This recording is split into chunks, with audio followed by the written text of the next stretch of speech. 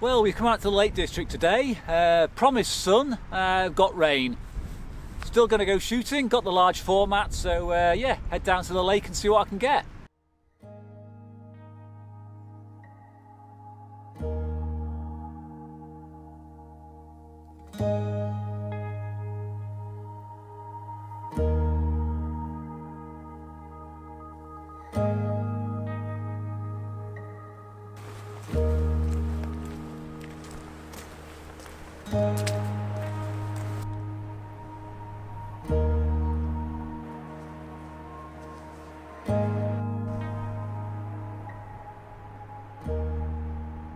I must resist the temptation to shoot it. Now, I mean, don't get me wrong, it's a lovely angle, lovely tree, but I've shot it before, 10 years ago exactly, and it had more branches on it then, so a bit of restraint, but also recognition that it was better in the past, so move on.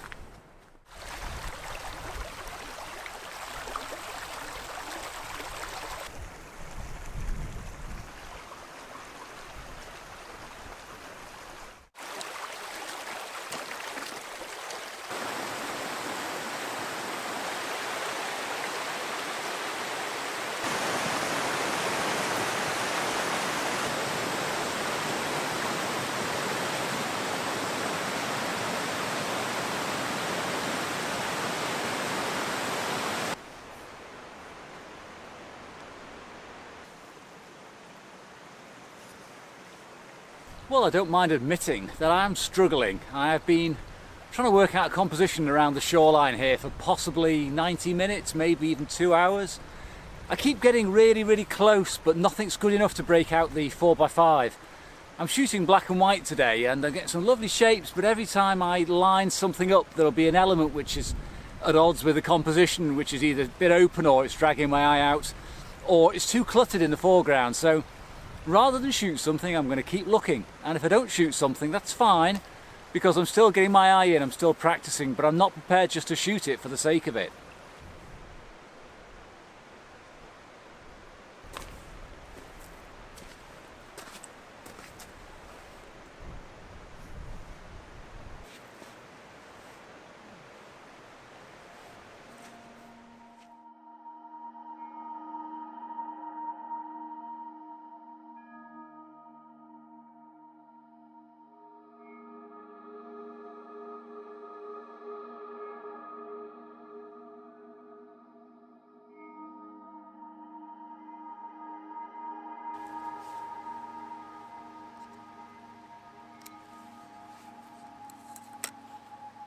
Okay, we were getting absolutely nowhere in the last location. As I said, I walked around for ages, didn't get anything whatsoever, so we have moved on, and it is getting towards dusk now, so the light's really fading quick, but I have a shot. Now the shot I have is of the trees you can see over my shoulder. I'll put the shot up now.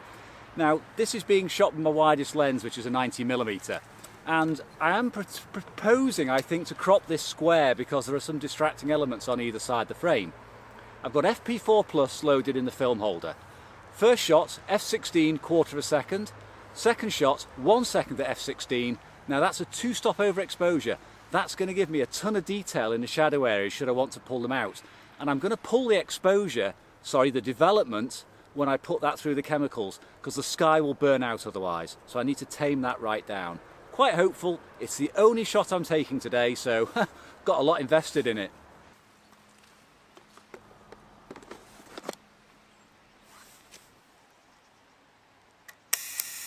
Well, that's it. I've taken my shot, and yeah, I hope it's all right. It's one shot. It's one of those trips today.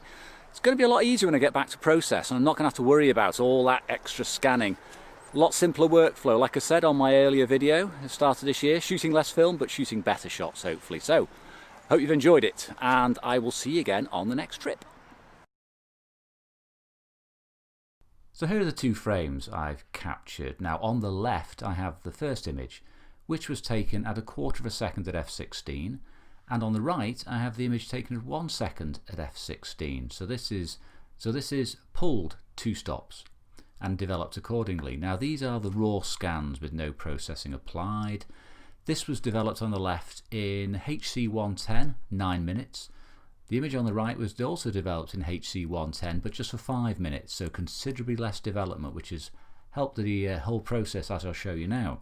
So again, this is a raw scan, and if you have a quick look here at the levels of detail and the sort of shadow information I've captured, you can see hopefully clearly on this video that the image on the left doesn't have as much definition as that on the right. There is much cleaner separation in the shadows and highlights. There is more information in the negative.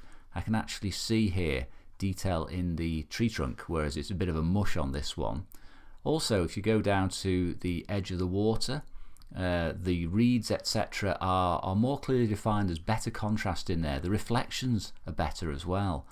The fence, there is a fence here, believe it or not, on the right. I can actually see the individual strands of wire, and whilst they're there on the left, I am struggling to pick them all out. Now something else which will show quite clearly hopefully in the video is the levels of grain in the sky. Now the one on the left, the normal exposure and normal development, has relatively nice grain pattern, but the grain is definitely there, whereas on the right it's much softer, much more muted, and that's because it received far less development in these highlight areas. So it's far smoother, which is a characteristic of pulling a film and overdeveloping. You get more expansive shadow detail and you get less blown highlights. You get more detail in those highlights. As you can see, much smoother here on the right. Now let's quickly open up the processed images and see if those changes show through. So once I've worked on the images, I've added a tone, I've put a crop in there, done a little bit of tidying up etc, but largely the same, and I've tried to get the best image I can out of each of these negatives. So if we zoom in again and have a look, you can still see hopefully that there's a clear improvement on the image with the additional 2 stops of exposure and the pull development.